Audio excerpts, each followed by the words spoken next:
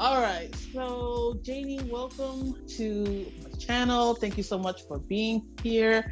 I how did I remember like how we met? And I remember looking for a Yao Han recipe because I was visiting my parents and I was like, how do I make this? And I know how to make it for myself, but like people make it so many different ways. And I remember your video was like Yao Han in 10 minutes, and I was like, how?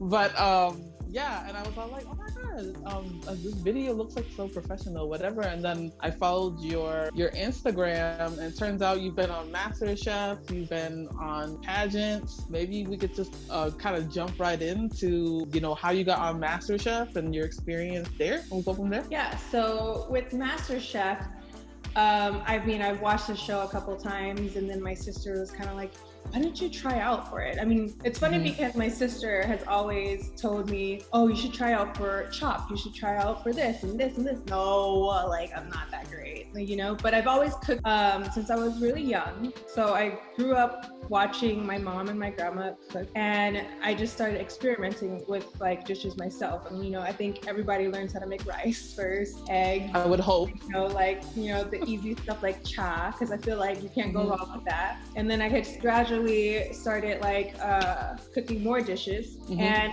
I don't think I really started making like authentic, like traditional Cambodian, like, the harder stuff, like, I counted on my mom to make that. And then I moved away for college, and then I'm like, all right, I'm taking this. And luckily I went to college in Long Beach. So it was easy. There's an abundance of Cambodian restaurants like that. But when I moved to Vegas was when I was like, all right, I gotta learn how to make this myself. But going back to MasterChef, my sister kind of sent me the audition website requirements and whatever, and then I was like, okay, like whatever, I'll just register and just make her happy.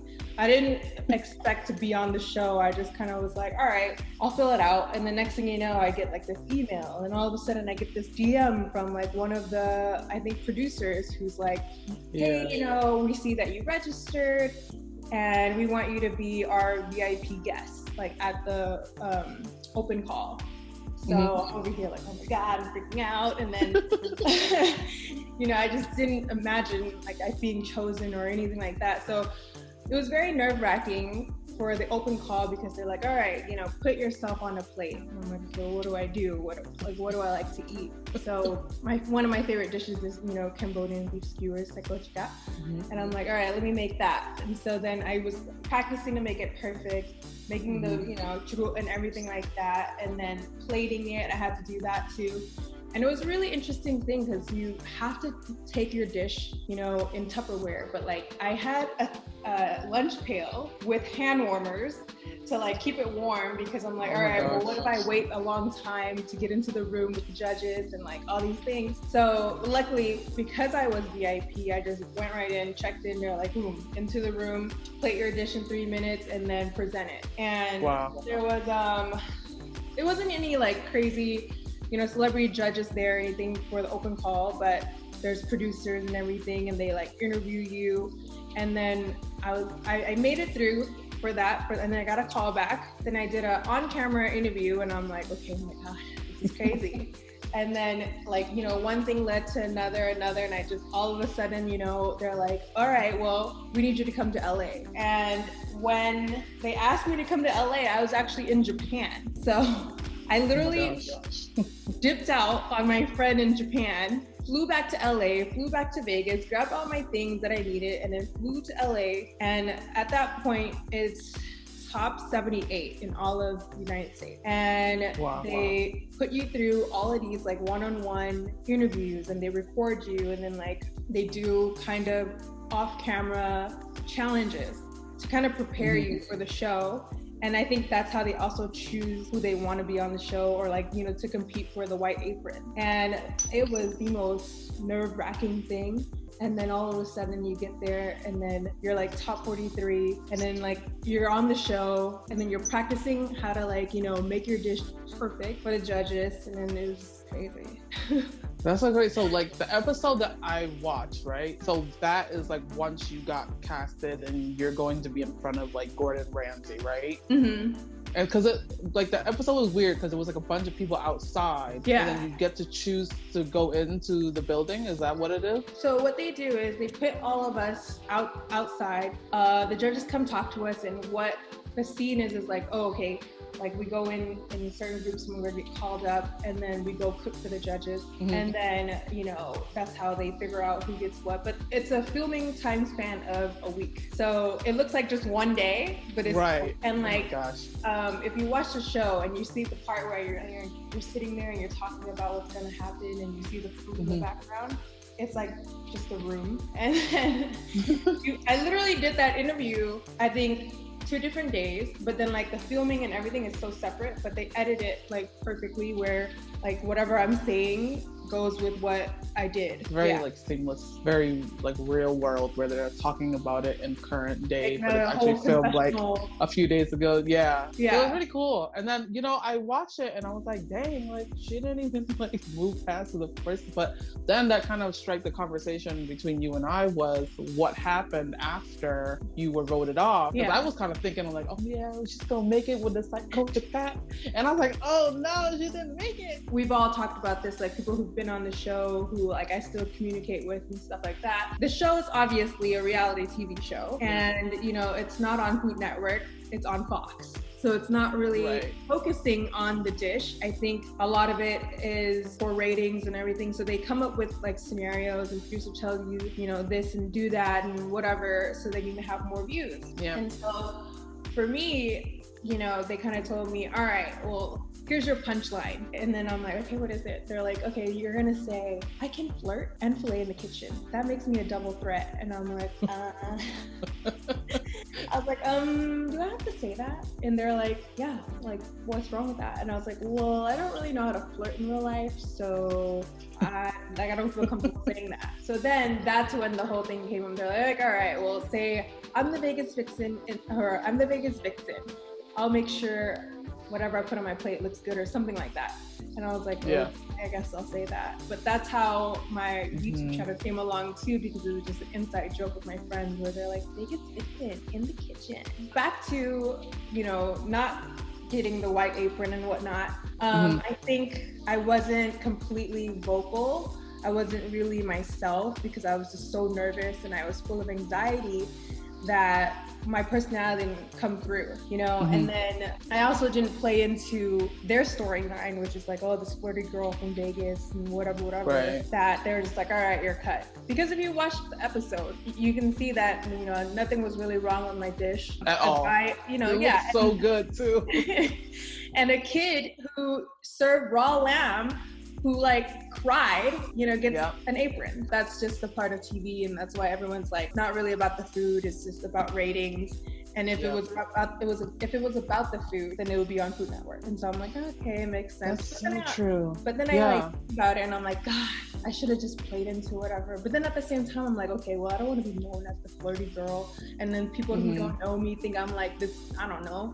And then, you know, you have to think about like your parents watching and they're like, what the hell? You know, and then all this stuff. And then it's almost like you have this like extra layer of expectations from the Cambodian community too. Like, it's that. And I'm just like, you have to like exceed this level of expectation. And sometimes that expectation can never be succeeded for Khmer people. Sometimes I feel like it's so hard to impress Khmer people. They're always got something to say, you know, like, and I say that because, you know, I went back home to visit my family and I cooked, what did I make? I think I made steak and I made something else. And my uncle and his friends were like, his friends came over and they were like, oh yeah, how was MasterChef? And I was like, oh, it was cool. And they're like, yeah, but I forgot what they said, but it was all negative. And I'm like, okay, can we just focus on the fact that I actually made it on the show? Like, can you like, you're on TV.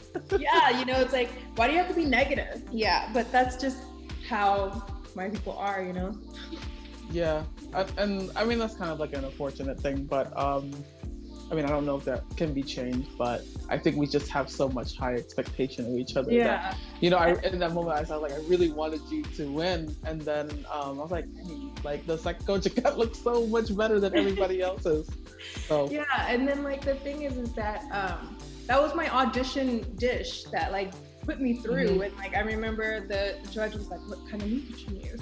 And this and that, he asked me all these questions. And then everybody in the room, when at the open call during audition, like, they're like, can you come like try it? Can I try it? And I'm like, yeah, of course. Yeah. Everyone's like, oh my God, it's so good and this and that. And so I'm like, cool. And it's like, and that's the other thing. So they kind of chose for us what we were gonna make, like for our audition like thing to get our apron. So they're kind of like, all right, well, send us X amount of recipes that are yours. And I'm like, all right, send it. Then they kind of pick and choose which one, so they can kind of put you in the categories with whoever. And I honestly thought that I was going to come out with an apron like all three of us were. I thought so too. What was crazy was I felt like if I would have cried, maybe they would have been like, okay. But then I was just frozen. And then it wasn't until I got off camera when I started bawling my eyes out. And then I'm like, oh my God, where was this? This could have gotten me on. I feel like reality TV was kind of segues into, you also went to school for theater arts, correct? Yeah. I was also a theater major as well. And we learned in school, like, you know, doing stage way different than TV. And then reality TV was a big thing that was happening at the time. And I feel like you kind of have to play the character that the audience wants you to be. And like you talked about, is this battle of like, do I play this character and go with it just to be on reality TV, or do I stay true to myself? It's that balance of which one do I go with? Did you feel like, let's say you did go down that route, would you feel true to yourself or like portrayed? If then you're getting casted for other shows, then you kind of have to portray this character that you built via reality TV. Well, I don't know, because I just feel like I would definitely be judged if I would have went that route of following their storyline, just because already I'm supposed to be like, you know, this flirty girl. And my wardrobe notes were bring push-up bra, bring tight dresses, and then all these things, and bring heels. And I'm like, what the hell? Like, I thought I was just gonna, I thought like, this is a cooking competition, I'm gonna be cooking. But yeah. And even during the filming, they had me wear, you know, a black dress with heels, and I remember going, this is like a challenge in itself. Like, nobody else has to wear heels. Like, yeah, no, I think things happened the way that it was supposed to, because at the end of the day, I feel like, you know, Khmer people are very conservative. If I would have played the whole flirty thing, they're gonna, I think, really get into that for ratings and all that stuff. And then at that point, it's just gonna make my parents like upset. You know, I feel you. You know, the whole country is going to be watching it. And actually, like, you know, there's Master Chef all over the world. I think they have one, like a Cambodian one too. So, you know, at the end of the day, it's your integrity and your dignity. I think it would be different, but like I said, with my people, we're just so conservative that it matters. And I think with my parents and my family too, they care a lot about what people think. So I definitely didn't think every parent does. Yeah. every my parent. I definitely didn't want to, like, you know, make them feel like I'm tarnishing anything or like our name or my name. I definitely don't want them to feel embarrassed or like people judging and like, oh wow, like they, like this is how they raise their daughter and, you know, whatever. So, I mean, I'm happy that things happened the way that they did. I got to experience it. When you and I talked a little bit about the Master Chef, there was a comment that was made from one of the chefs saying about like you didn't really know how to make the Cambodian dish because you actually had never been to Cambodia. Is that correct? Yes. All right, so I remember, so Joe Bastianich was like, and then half of this stuff isn't aired, but Joe Bastianich was like, oh, you know, so how do I know this dish is authentic Cambodian if you've never been to Cambodia? And I was like, what? Like, like, what does that even mean? Yeah, I was like, ooh, okay, like, and then I remember saying back to him, so because I've never been to Cambodia, this dish isn't authentic? And he goes, well, you know, I'm not saying it's not authentic. It's just, how do I know if it's authentic? And I was like, what the hell? So then I'm like, and like I said, full of anxiety, super nervous. So I just really didn't know how to answer that. Instead of, you know, I could have said, I'm first generation. Like, I didn't grow up eating American food. I grew up eating Cambodian food. Like, what do you want from me? How can you question the flavor profiles that I grew up with? Another comment. That's an interesting question though. Yeah, right? And another comment was, Gordon Ramsay was actually like, oh, I just wish you would have went to Cambodia so you can understand the true flavors of Cambodia. Cambodians don't use honey. And I was like, what? Like, first of all, I watched you hunt for honey in Cambodia with the people in Cambodia. Like, what are you talking about? Yeah. So, yeah, but it was just crazy. So you should have brought spiders on the show. That's what I said. I was like, you know what? I should have just like made something with Brahok and then like scare the whole like studio. That's what I should have did. Girl, that would have stank so bad. Exactly. Like, oh, you want to know like true Khmer food? I will bring that. Yeah, that's such a like.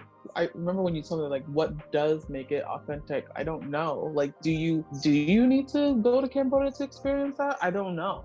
Like, I feel like, you know, both you and I, like, our parents like immigrated here. I know the flavors from what's been in my house. Would I understand like true like Cambodian food, like tarantulas and all this stuff? Probably not. So I would have to go there for that. But to say that you don't know the authenticity of the flavors is kind of, I don't know, that's a big critic. Wow. So let's talk about the pageantry life that I just discovered. Something. No worries. Yeah, you were talking about, it was like something about Miss Global Cambodia, and I was like, wait, what? Like, she was like in the pageant, and then it is on your Instagram.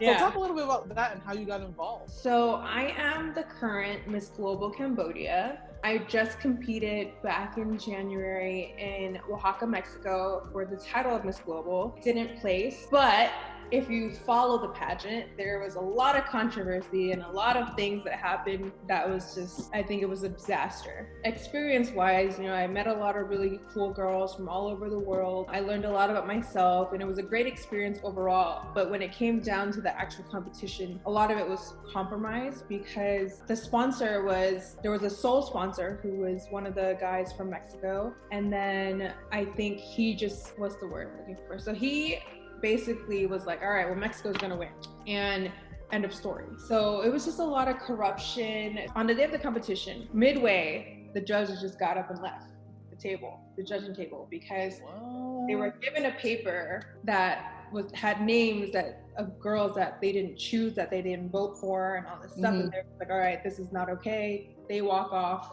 And it's a whole thing. So if you ever look up Miss Global 2019, 2019, 2020, the one in Oaxaca, Mexico, you'll see crazy clips of the lights just shutting off. Miss Colombia is going crazy because she's yelling at the sponsor. Like, it's all this drama. I should just drop clips in here. Yeah, no, it so was people can crazy. See. It was crazy. How I started doing pageants to begin with. I started with Miss Cambodian American back in 2016, and that was in Lowell, Massachusetts. And the same directors for that are the same directors for Miss Global Cambodia. And that's how I got into representing Cambodia earlier this year at Miss Global. And then previously, I was also Miss Asian Las Vegas for 2018-2019. So that's my whole pageantry history. Very cool. And you also have, similar to me, I feel like we have similar paths, theater, and then also like a passion for working with youth. Like, talk about your experience working with the younger folks. My experience working with the younger kids. Well, I've done a lot of volunteering with youth homeless centers, and it's just really rewarding, you know, like these kids, they have different circumstances, you know. I mean, one of them, you know, her parent actually kicked her out, or her mom, I don't think her dad was around, but her mom kicked her out because she came out, and I think she was maybe 13.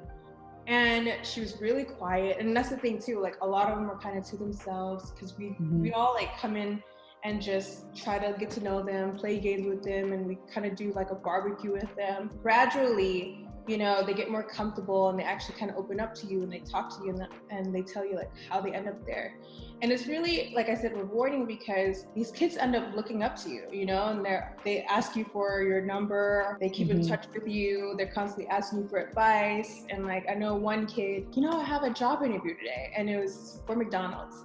And he was so excited, he was really nervous. And then the next time we went, he was like, I got the job. And I'm like, wow, it's like, you know, it's really cool to be a part of that. So speaking of the younger generation and just kind of Khmer people, we talked about there's this expectation and judgment. There's a lot of younger folks, some that are the same age as us. What would be a word of advice to the younger Khmer generation you would give, knowing what you know, like back then you didn't know, and like what you know now? Like what would be a piece of advice to the younger Khmer generation watching this right now? Wow. That's kind of a tough question, because It's a pageantry question. What would I tell myself 10 years ago, let's just say? This is kind of hard. I think it's like, basically, I would just tell myself, stick it out, because there were so many times where it just sucked, like I felt like I didn't have anybody. I couldn't talk to my parents about anything because they just didn't understand.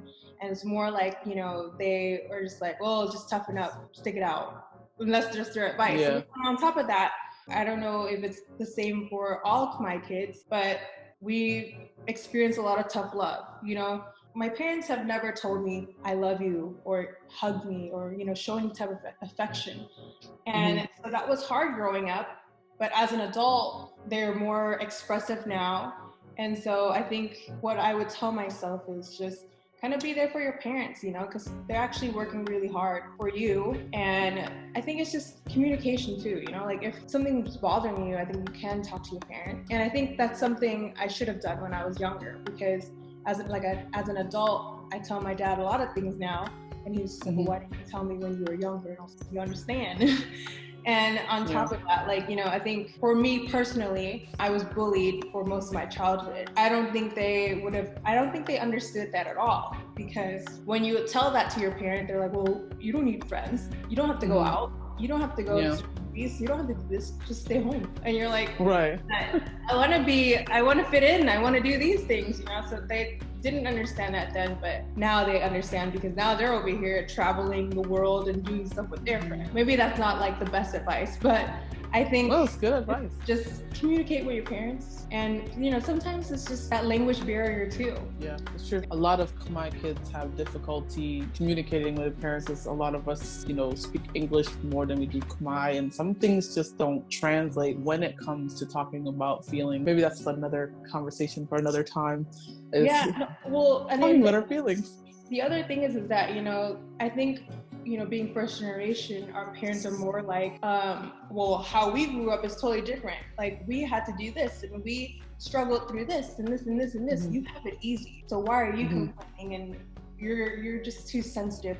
Why are your feelings hurt when we had to deal with this and this and this and this? So that's the other part of it. My parents have, they've been here long enough now. I think they start to understand more. And so, and then my dad also said he regretted a lot because my parents had businesses growing up, and so they were never really around. And so my dad's like, if one thing I do regret is not spending enough time with you guys and like raising you guys. I think that's another thing too. That's why I said, best that you talk to your parents and build that relationship so that they actually know how you really feel, and you understanding how they feel too. So we're almost out of time. I just want to say thank you so much for being a guest on my channel. Hopefully we can continue to have you. I feel like I had so many more questions, but I feel like I just rambled on. No, it's good information. I think a lot of people are going to, especially that are interested in entertainment industry. So hopefully next time I can have you back, we can talk a little bit more about your YouTube channel and maybe next steps and things like that. Totally.